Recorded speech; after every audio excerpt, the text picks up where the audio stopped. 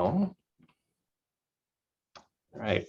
Well, welcome everyone. Thank you for joining us for our part 2 discussion of the Brothers Karamazov for our program 100 Days of the Brothers Karamazov. Per the usual, we will hear the thoughts and insights of Dr. Anna Barker, who has been leading us on this journey. And then we will be able to answer some questions. I will ask those of you who are joining us here live that if you're not actively speaking, you can go ahead and mute yourself. I may go ahead and do that for you to make sure that we can hear what's happening. And again, if you have any questions, feel free to put those into the chat, and then we'll make sure to get those to Anna so that she can address your questions later. So without further ado, I will turn things over to Dr. Anna Barker. Hello, everyone. Hello, my favorite Dostoevsky enthusiasts. We are plowing forward with this incredible novel. And I would also like to ask you to put your location in the chat. It would be awfully wonderful to know. Before we get started, I chatted to some of the participants from California and Oregon. So would love to know how far away you are or how close you are. And I see Texas and Iowa City, so great places both. Wonderful. So welcome to part 2. And now that I'm actively commenting on part 3, I am so relieved that the metaphysical and theological parts are over, because it was taking 2 to 3 hours a day to comment on one chapter. It was just absolutely incredible how much involvement part 2 requires from all of us, because Dostoevsky is asking us to contemplate the impossible. Dostoevsky is actively assaulting all of our reasoning in order to bust through it and convince us that knowing things viscerally, not with our mind, is a worthy endeavor and should be attempted every once in a while. And we resist it because we are thinkers. And it's the thinkier we are, the harder it is for us to embrace this idea of Dostoevsky, of this extension of yourself to other people without really any reasoning. And thank goodness he forces us to do it, because if not Dostoevsky, then who else could propel us on such a route of discovery? So part 2 is difficult. Part 2, I'm just bravo to everyone who completed part 2. We are in part 3 now, and as I mentioned for today's comment, the plot is back, the narrator back, characters are back, and it's going to be character driven for a little while. Part 2 was not character driven, it was concept driven. And so we discussed during our first Zoom that if Tolstoy is a character driven writer and a plot driven writer, especially in his masterpieces such as War and Peace and Anna Karenina, not so much in his later contemplative works, such as The Kingdom of Heaven is Within You and What I Believe in Confession, then Dostoevsky in all of his late novels is a concept-driven writer. And if Tolstoy is an epic novelist, Dostoevsky is a dramatic novelist. And you saw to what extent Dostoevsky employs all kinds of dramatic devices. So many of you noted that the dialogues sometimes are Socratic dialogues. And often we have conversations with between two characters that are extremely intense. And we are on the receiving end of both arguments. So it's very hard for us because we just get into the mindset of Ivan, and that's hard to do. We do not want to be in Ivan's mind because he is working through so much. And that's the thing about Dostoevsky characters. We reject them and refuse them and resist them precisely because we see so much of ourselves in those arguments. You cannot say that you haven't thought the thoughts of Ivan at any point in your life in the past, because all of us have. And we do not want to sometimes admit that we do think those thoughts, but we do. And so what Dostoevsky does is he presents a compelling argument for us to face our own worst nightmares.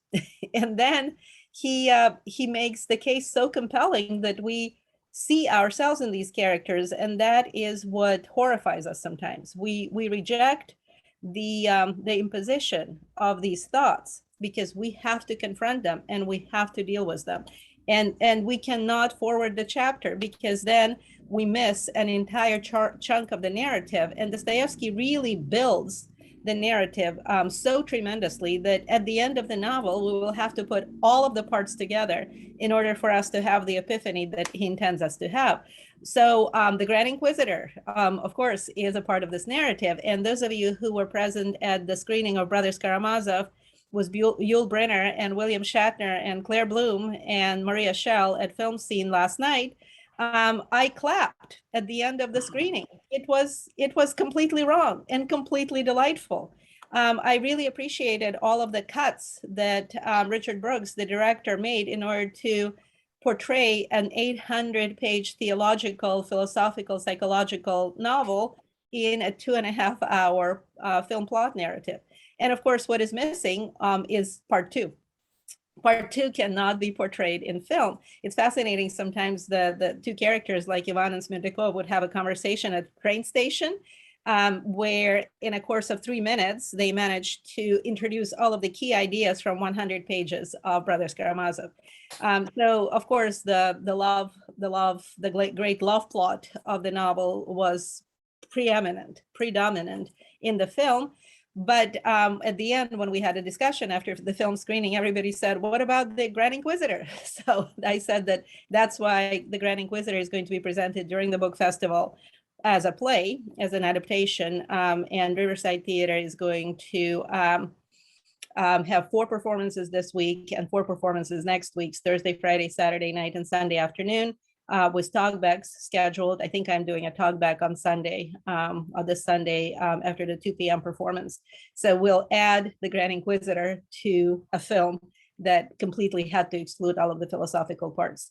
So what happens in this part 2 is we have, it's the most church-oriented segment of the novel. And at the very beginning, the first chapter of part 3, we find out that Father Zosima passed away. And it's such a tremendous blow to Alyosha. It's such a tremendous loss for Alyosha. But Alyosha will have to rely on the narrative that is given in part 2 for his own personal character development.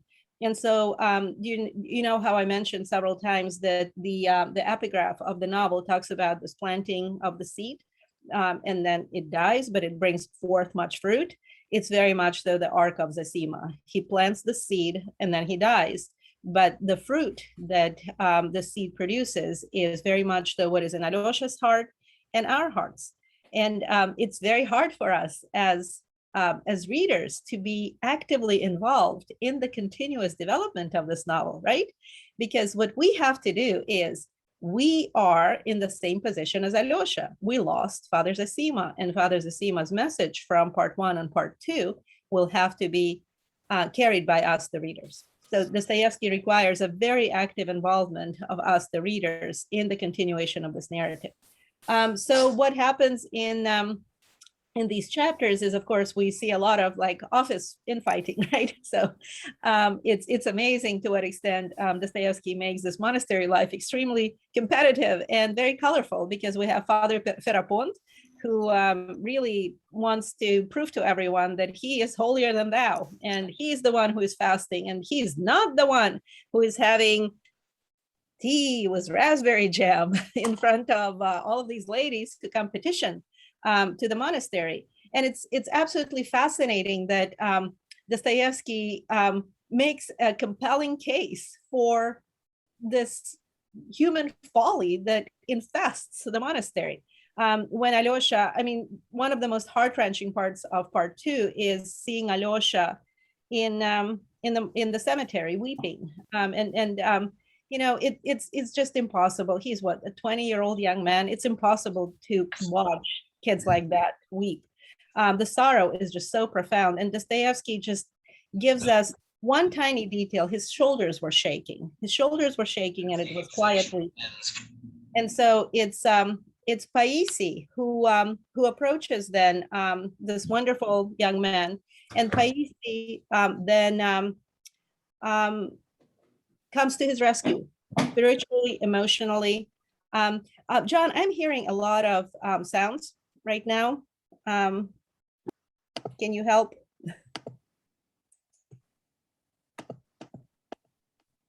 Okay, so Paisi comes to Alyosha's rescue, right? And Paisi just really goes out to this very sweet young man. And Alyosha says that all of a sudden, at the end of that conversation, he acquired a friend he didn't expect he had. So it's not that Zosima had this wonderful impact just on Alyosha. Zosima's words were also a contributing factor to other people in the monastery. Obviously not Serapont, but Paisi becomes this wonderful person that Alyosha can go to in the absence of the guiding light of Zosima. And the conversation between Alyosha and Ivan, this incredibly intense conversation where Ivan is trying to test Alyosha. Ivan knows that Alyosha is like a rock. There is some solidity in Alyosha that all the other characters are lacking.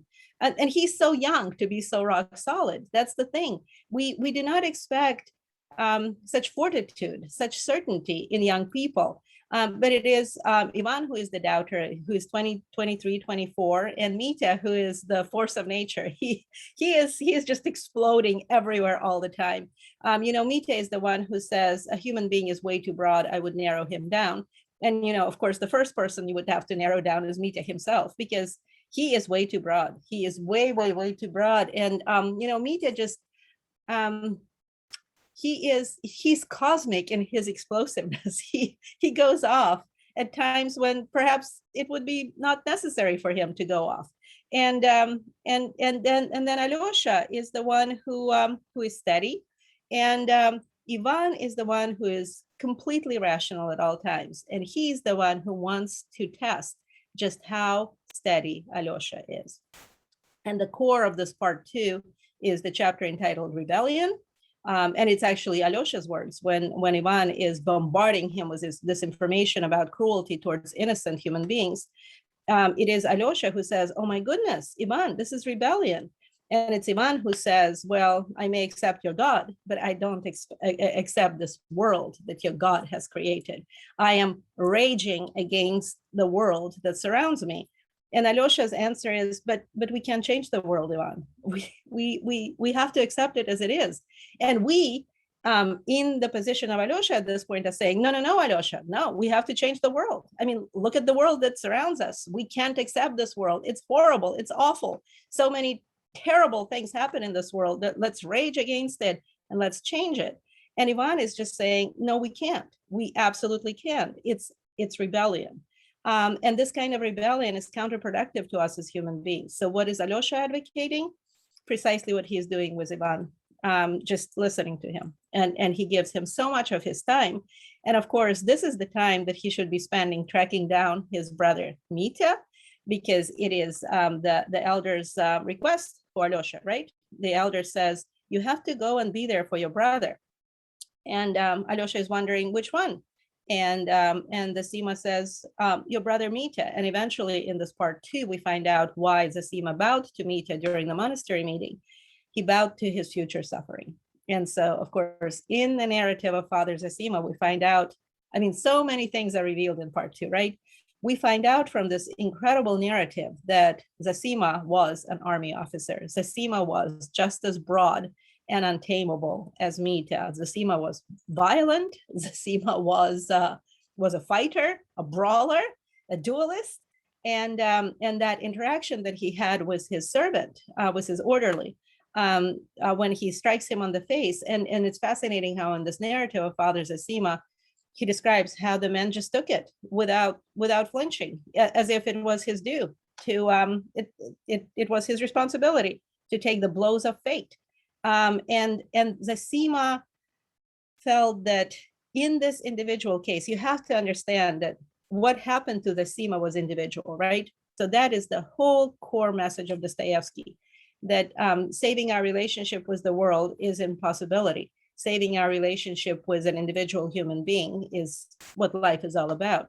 And so Zosima then coming to his orderly, bowing to him and saying, I'm sorry I struck you yesterday. I shouldn't have done that. It was unthinkable on my part. Please forgive me. And those words, please forgive me, are those impossible words for us to utter. And what happens then? The orderly starts weeping and saying, oh, no, you shouldn't be apologizing. It's my fault. And so the two of them meeting at this halfway point where they both feel completely sorry about what happened. But it's fascinating that Zosima says then going to the duel and apologizing to the men whom he just completely irrationally assaulted was much easier because he already started on this route towards salvation. And then he apologizes and walks away. Of course, his army buddies are completely horrified. And, all of these wonderful arguments is like, but is the honor of the regiment preserved? Well, but if he would have apologized before facing the bullet of the opponent, then the honor of the regiment would have been at stake. I mean, it's so human when we argue. We grasp at all of these tiny little arguments that seem to be so completely incongruous and so completely insignificant, but we make them real. Why? Because we are capable of it. Because in our mind, we can create any kind of rational argument. And so then, of course, the entirety of his regiment calms down because he resigned his commission. So he faced the bullet, apologized, resigned his commission. And then to top it all off, he says, oh, and I'm off to the monastery. And it's a very funny Russian refrain. So when you can't deal with the world, you just say, oh, okay, that's it. I quit and I'm going to the monastery. Because it was something that Russians did quite on a regular basis. When you sort of felt that the world is too much for you, whether you were a man or a woman, and you just did not want to deal with the complexity of everything that is happening in this world, you just checked yourself into a monastery. You did not need to join. You did not need to take holy orders, but you can live in a monastery for an extended period of time, and that's exactly what Dostoevsky did when his son died.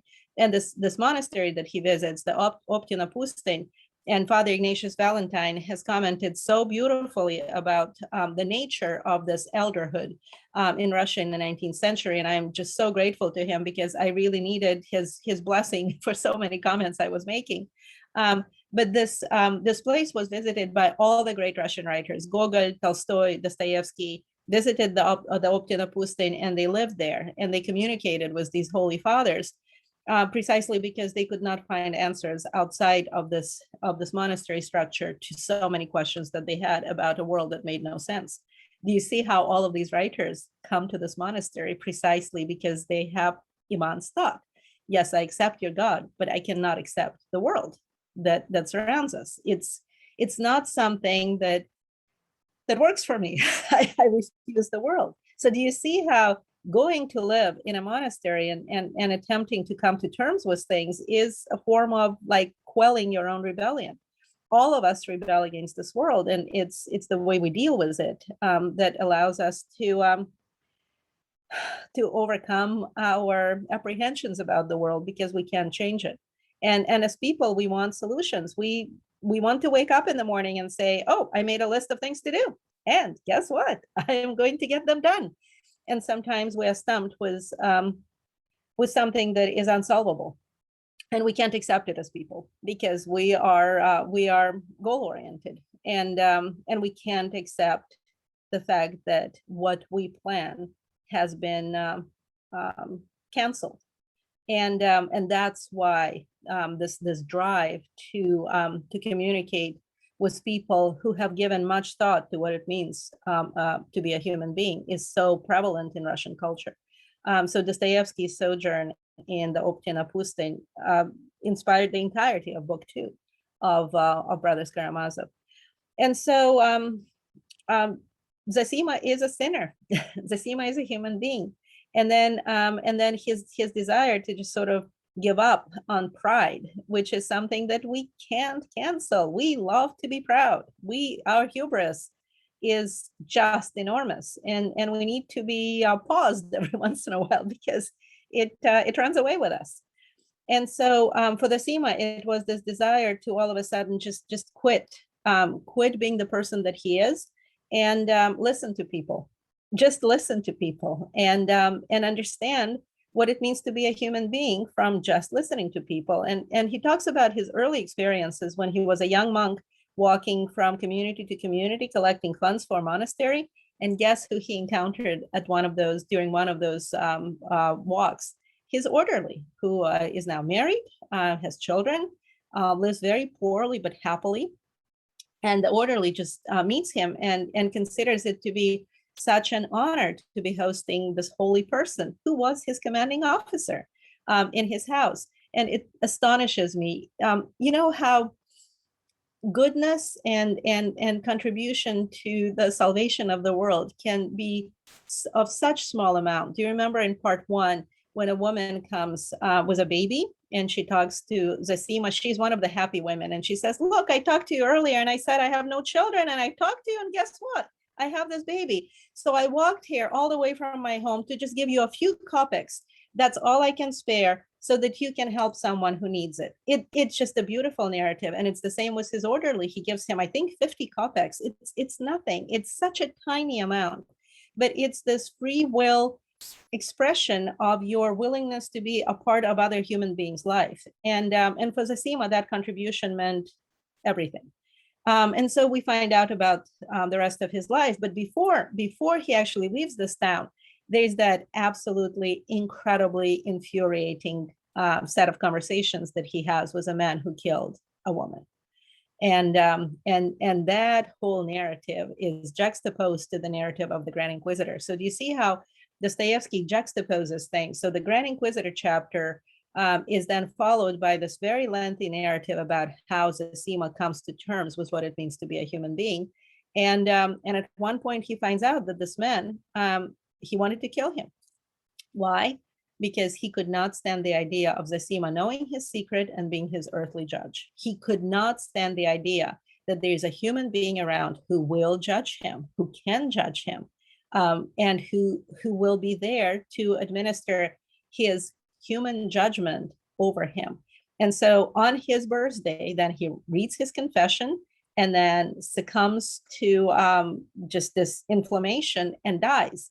Having confessed, so he did admit his guilt, but he did not admit, he did not want to admit human judgment into his life. It's stunning. I mean, that's pride. That is incredible pride. He wanted to win.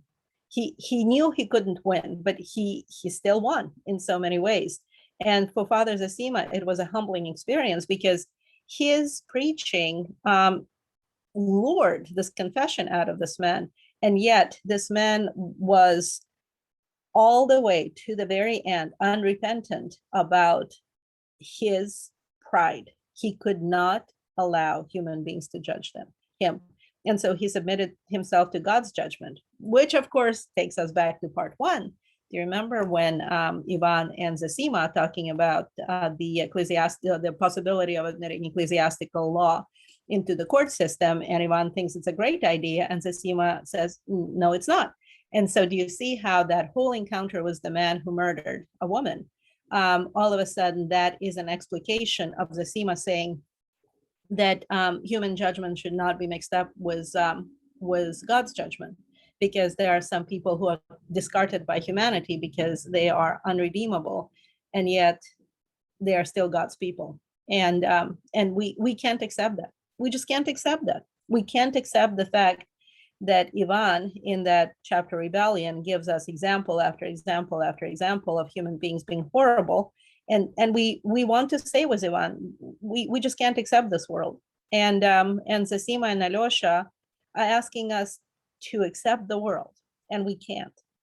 And so that's why the burden of part 2 is so heavy for us, because it reconciles us with ourselves. And we do not want to be reconciled with ourselves. We do not want to be reconciled with our humanity. We do not want to be reconciled with the fact that human beings are terrible and we have to live with them. We do not want to accept this world because it's awful. And Dostoevsky is asking us to do the impossible. And he does it.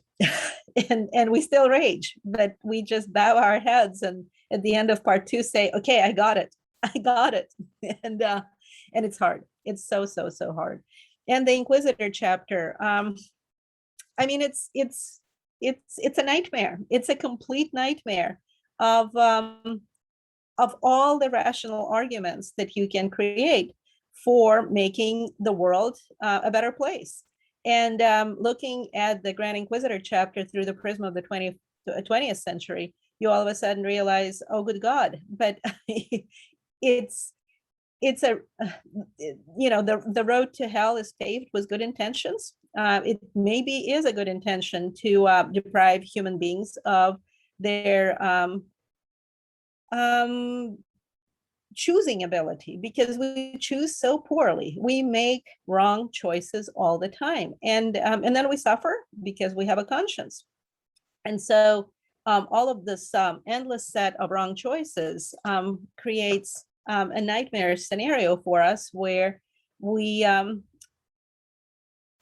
tied to a set of circumstances that we created, from which we cannot extricate ourselves. And yet Dostoevsky says, but that's okay, because human beings are incapable of making these choices often, but sometimes they do make the right choice. And those occasions when human beings make the right choice, like Alyosha in part 3, just rushing ahead, those moments are divine. Those moments are absolutely divine. So the Grand Inquisitor says, we'll create a system where human beings will give us their free will willingly, because they're burdened with this constant need to make choices, and they cannot make all of these choices. They're human, they're weak. So we will do them a tremendous favor by bearing the burden of their choices on our shoulders. And Alyosha listens to it, and Christ listens to the Inquisitor. And it's in so many ways, Alyosha is looking at Ivan, and he's saying, this little story of Ivan's, it is Ivan trying to come to terms with so many things. And the only thing that I can do for my brother Ivan is to hear him out and tell him that I'm there for him, because the burden of his humanity is so heavy. And it's fascinating how the 3 chapters of Mita, raging and raving at Alyosha about the joy of his soul, those ecstatic 3 chapters, then are juxtaposed with the Grand Inquisitor, where all of a sudden Alyosha is listening to his other brother, Ivan, and Alyosha gives Ivan the same level of dignified understanding as he gives to Mita.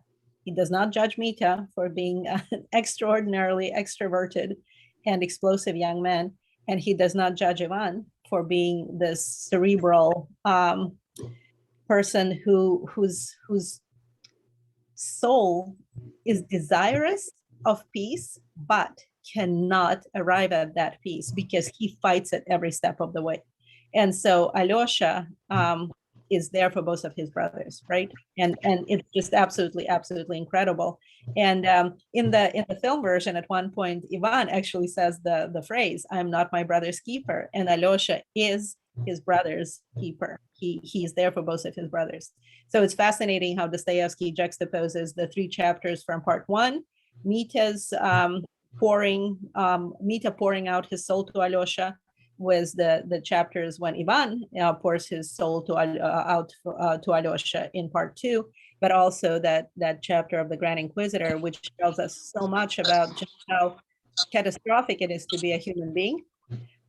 It's juxtaposed with the narrative of Father Zosima's life, which tells us, yes, it is catastrophic to be a human being, but there's help for it. And that help is in us. We are the instruments of our own destruction, and we are the instruments of our own salvation. And that is such a hard message for us to accept, because it makes us so responsible for ourselves. But at the same time, Dostoevsky tells us we're perfectly capable of it. Just like Alyosha believes in both Mita and Ivan, Dostoevsky believes in all of us. And that's quite an honor. And that's why he's so appealing. I mean, I teach these books to 18, 20, 21-year-olds, and they absolutely love him. Once they get past the shock of reading Dostoevsky, they start just emailing me their favorite quotes, and it's amazing what they fish out of these books. And also they find, especially Brothers Karamazov, so relatable because it's about people their age.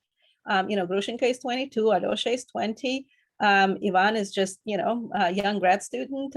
Mita is sort of a youngish PhD student. I mean, they are all in their 20s. They are just trying to figure out what it means to be a human being and how to lead a life that you would not be embarrassed to admit you made these choices in this life. And you know, it's Dostoevsky all the way. And it's amazing at the end of class sometimes, or at the end of the semester, students tell me Dostoevsky forever. Of all the writers they've read, it's this one. And, you know, we read Pushkin, Lermontov, Turgenev, Chekhov, Tolstoy. And for many, many students, it's Dostoevsky who just allows them to all of a sudden look at themselves in a way that was not there before. The fact that Dostoevsky allows us to be human makes students extremely grateful to him, because it's not that he excuses our human behavior. No, he wants so much from us, but he doesn't make excuses for us. He accepts us the way we are. And that there's a huge difference in that. All right, so this is my little summary of part 2. And then I know that I saw some questions, so if John could read a few, and then if there are other questions, you can just unmute yourself and ask. All right, great. Well, thank you, Anna. And thanks to a couple of folks who have submitted questions so far. As we were saying, if you have questions, you can enter them into the chat and we will get them to Anna. The first one that we had was from Mariana Lima, who said, I've heard of the phrase by Dostoevsky, beauty will save the world, or I believe the world will be saved by beauty. Although I have not read the book where this phrase appears, I see this idea resonating mainly in Alosha and Zosima's dialogues, where they talk about nature, about knowing how to recognize paradise in oneself and of active love. Is Dostoevsky an optimist, even though it presents us at the same time with the darkest part of the human being? So there's an easy one for you. Yeah, it's a great question. Absolutely fantastic. It's The Idiot. It's the novel that is inexplicable. I am teaching it right now. I am in the middle of The Idiot with my students at the University of Iowa, and I will try to very gently lead them to the end of that novel. And that's why we're reading Brothers Karamazov right after. So these students are reading 3,000 pages this semester.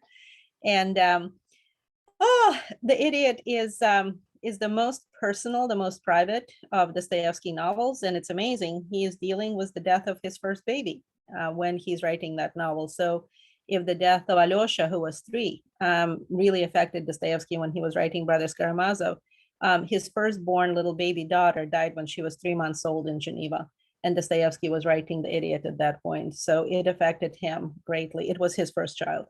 And then there's a character in that novel whose name is Nastasia Filipovna. And the main character of the novel, Mishkin, sees her photograph, her portrait, and he's struck by her beauty immediately. And then he looks at her at this photograph, at this portrait, and he says, if only she were good, beauty would save the world. And so immediately he creates this dichotomy between internal beauty and external beauty. And he knows that her face is very determined, but he also sees a lot of suffering in her face. So do you see how this Zosima seeing suffering in Mitya, Dostoevsky already worked through this problem once before with Prince Myshkin looking at the portrait of Nastasia Filipovna and realizing that she has suffered much. And this woman has suffered tremendously in her life. And then we will see sort of reverberations of Nastasia Filipovna in both Grushenka and Katerina in Brothers Karamazov. Zosima's message is just so incredibly uplifting. Just love each other, understand each other, forgive each other. 3 things that human beings are incapable of doing because we rationalize everything. Like right now, you can think of a number of people that you should just love and forgive, but your mind is saying, but there was this conversation and there was that incident, and like 3 years ago this happened, and I just can't, I just absolutely can't. And every single one of us can make this list, and every single one of us would have absolutely fantastic rational arguments for just not letting go. And Dostoevsky does not make it easy for us, but Zosima just embracing plant life and animals, and he said that God gave animals this boundless joyfulness, and it's an example for us on how to be joyous. And then we are looking at the world of animals, and we are thinking, no, but there's so much cruelty in that world too, and there's so much violence, and we can't accept this world. Can't. And we are standing on our soapbox and saying, no, we can't accept this world. We are Ivan. I mean, it's amazing. People who read Dostoevsky are all very astute, smart, sophisticated people. He appeals to thinkers precisely because he is a thinker himself. He creates the character of Ivan. I mean, we want Alyosha in our lives. We can't ever hope to become Alyosha. That's impossible. He is so good. We just can't fathom being Alyosha. But we would love to meet an Alyosha, and we insist on being Ivan. And sometimes being Mitya is a fun thing. But my goodness, it's I mean, Mitya is a train wreck all the time. It's amazing how much he just can let go, and our rational mind prevents us from doing that. We are Ivan, and we hate being Ivan, but we rationalize being Ivan because we want to be right. Human beings just love to be right. And Dostoevsky makes the case for admitting that we are wrong very, very compelling, and we still fight him all the way. But Zosima's beautiful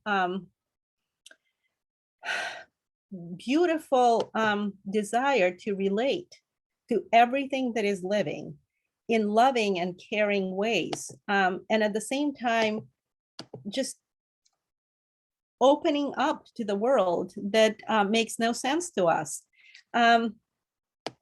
What can we say? We can't say no to it, and yet at the same time, it's so hard for us to set on that path. And we still have a lot of the novel left. We are going to see a lot of people raging against the obvious, and with disastrous consequences. So much more ahead. All right, I just had to unmute. So this is more of a comment than a question, but it might spark some thought. David Lieberman had said one of his favorite movies is Louis Malle's My Dinner with Andre, two guys eating dinner and talking. I keep thinking of that while reading Rebellion and the Grand Inquisitor. I think such a film would work wonderfully. I don't know if you have any thoughts about that, Anna. Right, I haven't seen the film, so in the spirit of full disclosure, but it's fascinating. This whole idea of just listening to people is so huge in Russian literature. I mean, those of you who read War and Peace with me, there are two characters in volume 4. So you have to get all the way to volume 4, who are very different from each other. And I'm not going to give any names, who are very, very different from each other. They belong to different classes. They have different life experiences. And yet, both of them are interested in each other, and one of them learns so much about patience, about just accepting the world. So Tolstoy definitely had this concept too. But in the case of the Grand Inquisitor, it's a very one-sided conversation. Alyosha hardly says anything, and he's mostly horrified. And he keeps saying to Ivan, "You're being ironic right now, right? you're just making fun of your own arguments." And Ivan always tells him, wait, I'm not done. And so Alyosha is on the receiving end of information that is hard for him to process. But I'm looking forward to seeing how Riverside Theater will tackle the entire Inquisitor, because it's a 45-minute soliloquy. So the entire play is 45 minutes, no intermission, and then we're done. So yes, and so many novels. Just I'm thinking of War and Peace, of course, but then there's Fathers and Sons of Turgenev. There are these incredibly intense conversations with people who have polar opposite views, and they're brutal, and they're completely brutal. You're exhausted getting to an end of a conversation between someone like Bazarov and Pavel Kirsanov, but at the same time, you close the book, and those conversations last in you for a long time, to the point where my students, especially during the fall semester, they go back to Thanksgiving and they go home, and then they come back from going home for Thanksgiving, and they tell me, like, I had a conversation with my grandmother or grandfather for the first time, and these kids are 18, 19, and I listened to them, and I listened to their point of view that is diametrically opposed to my point of view. But a book like Fathers and Sons taught me that you have to listen to your conversation opponent. You can't come with a sort of preloaded set of convictions that your opponent will not share, because the opponent cannot share your convictions. They have their own convictions. And at some point, you just have to let go and listen. And that's an impossible thing for us. Just think how impossible it is for an 18, 19-year-old, because they know everything. And truly, they know absolutely everything, and they're always right. And then they start reading Dostoevsky, and all of a sudden this doubt creeps in. And Dostoevsky really wants to liberate us from doubt, but at the same time, he creates this doubt in us about our self-righteousness. And it's an invigorating process. All right. Our next question is from Bonnie Murphy. She asks, why does the man who killed the woman die? Is it poetic justice? Are we to think God made him for retribution? And does the stress of carrying the guilt for 14 years take its natural toll? She wonders why Dostoevsky included that he died. All of the above, and maybe like 2,000 more reasons.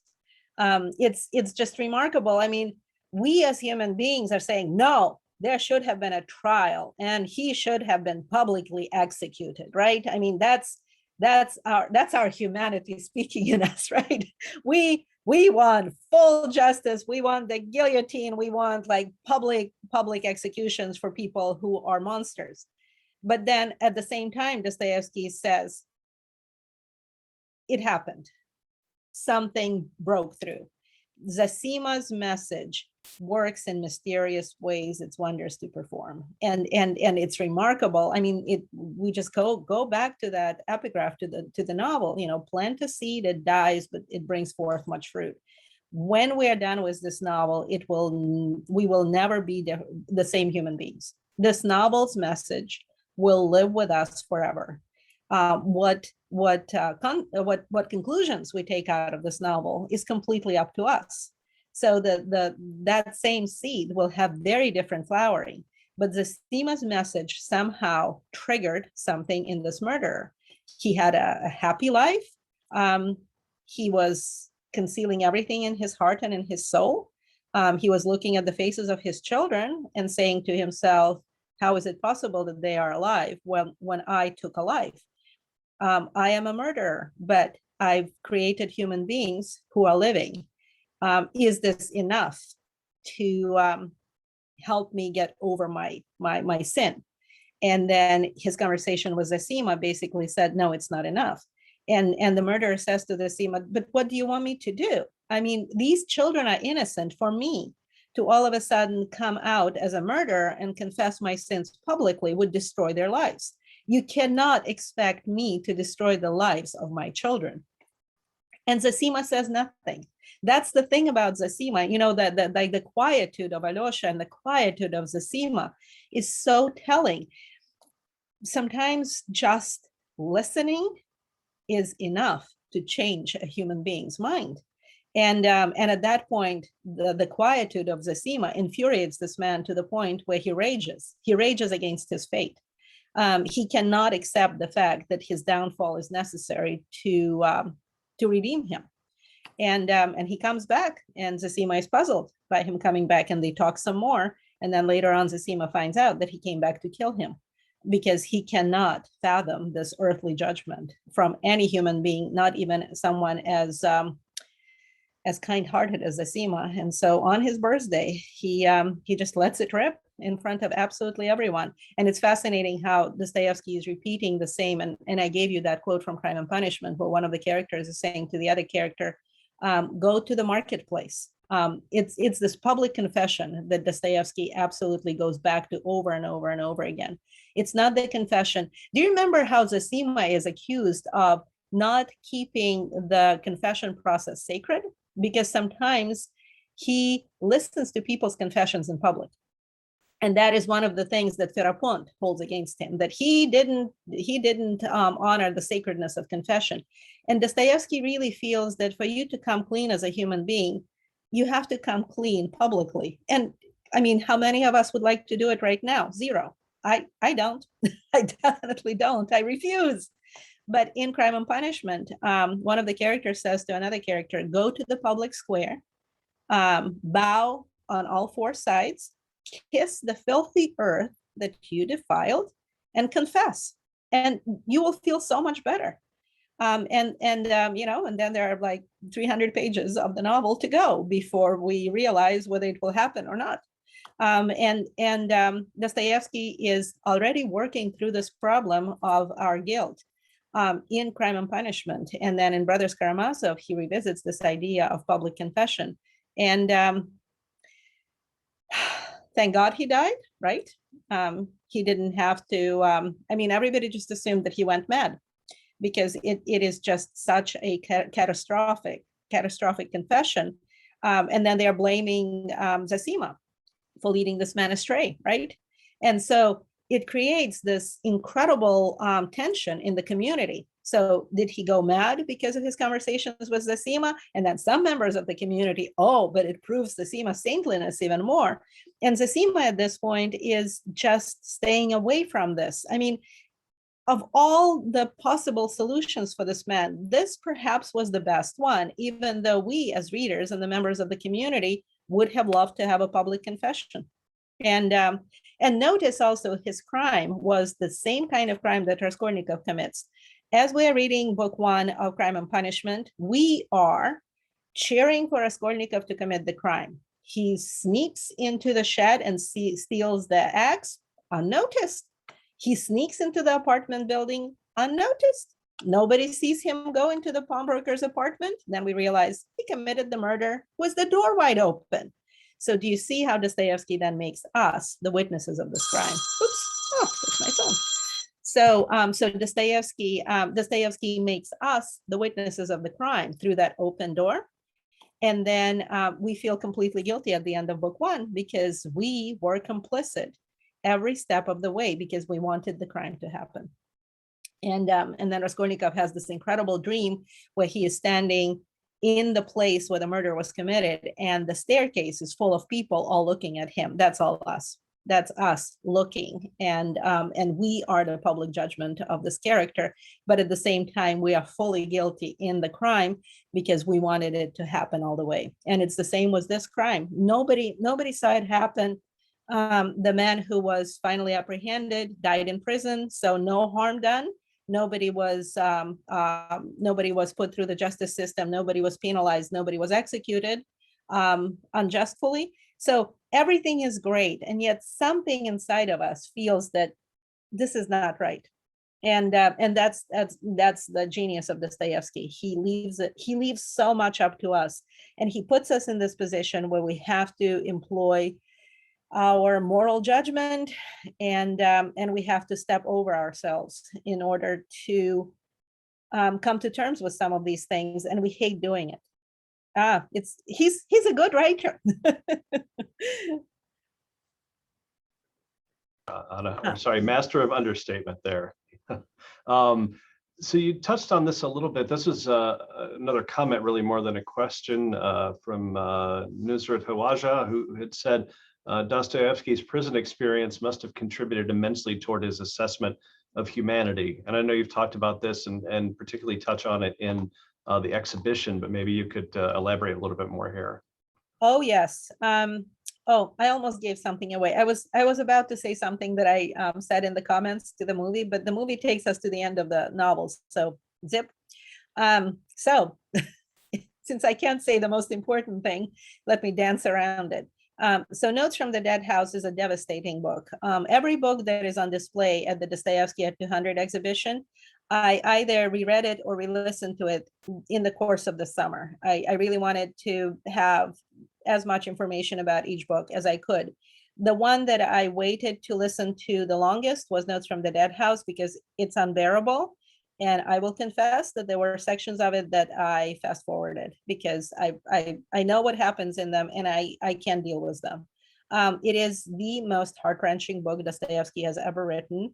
And his prison experience absolutely contributed to everything that he's doing here, because that, Father Zosima is born out of that experience, because at one point he he woke up and he looked at all of these prisoners who surround him, and he basically said to himself, who am I to judge them? They are human and I am human. We are here together. I am a human being just like these human beings, and I cannot judge them because they're also God's creatures. You see how that message of love for all God's creatures of the Sema, it comes out of that experience of Dostoevsky. And you have to understand that he was a political prisoner, but he was in jail with people who committed murders, who were basically beyond rehabilitation, who were doing life sentences in this prison camp. And they could not accept Dostoevsky as one of themselves because there was a class difference. So Dostoevsky was a published author, commissioned officer, college graduate, and a member of minor nobility. And the people who were in prison with him were low-life scumbags. And they felt that he is a part of the ruling class, that he is above them. And they treated him this way. So he was an outsider to, this was the most outside his area of comfort experience he has ever had. I mean, can you imagine, being this like darling of the intellectual elites of St. Petersburg, and then you are in a barrack with 200 humans who wash twice a year and who swear all the time and who kill each other for food.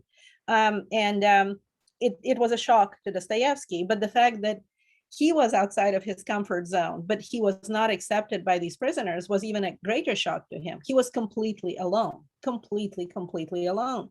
And so eventually what broke through is his embrace of these human beings as human beings. And that message of acceptance of humanity is what he carried out of his years of Siberia. Great. We're coming up on the end of the hour, and I think this is our last question that has been submitted. So I think our timing is good. And this is from David Dewar. It's kind of a broader question, but he says, I've been wondering about the role of Anna in crafting the novel. Of course, not our Anna, but Dostoevsky's Anna. I like to think of it as a collaboration, but did she at least add some punctuation? Might she have also offered minor edits as she typed out Dostoevsky's dictation? So if you can maybe talk a little bit about her role. Right. Well, there were no typewriters.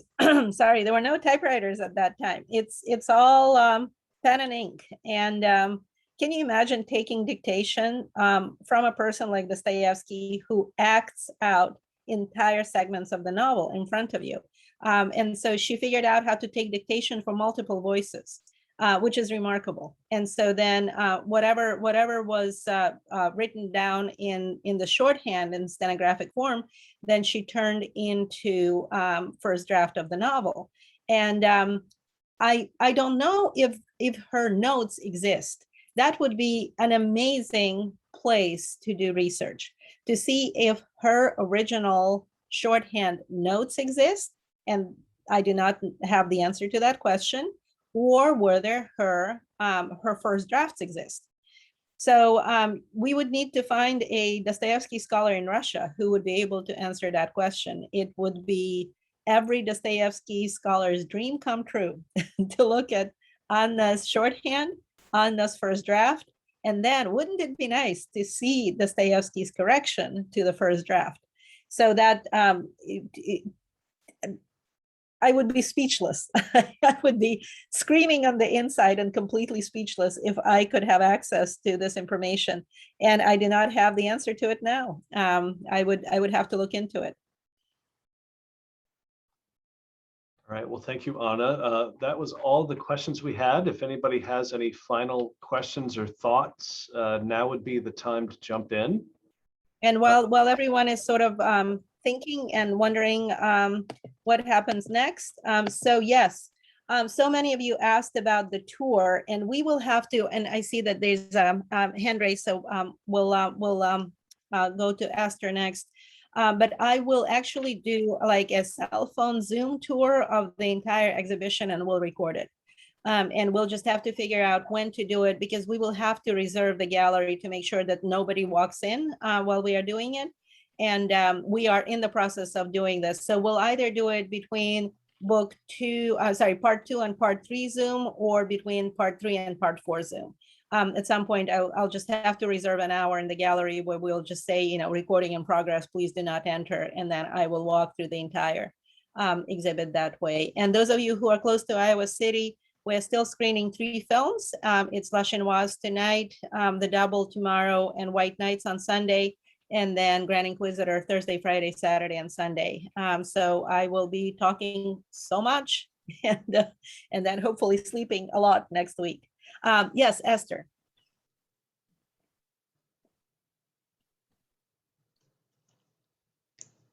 Still muted, Esther. Okay, there we go. You can hear me? Yes. So you talk about him finally accepting the other prisoners there. Did the other prisoners ever accept him? Did he ever reach a level of acceptance and companionship, so to speak, with the other prisoners?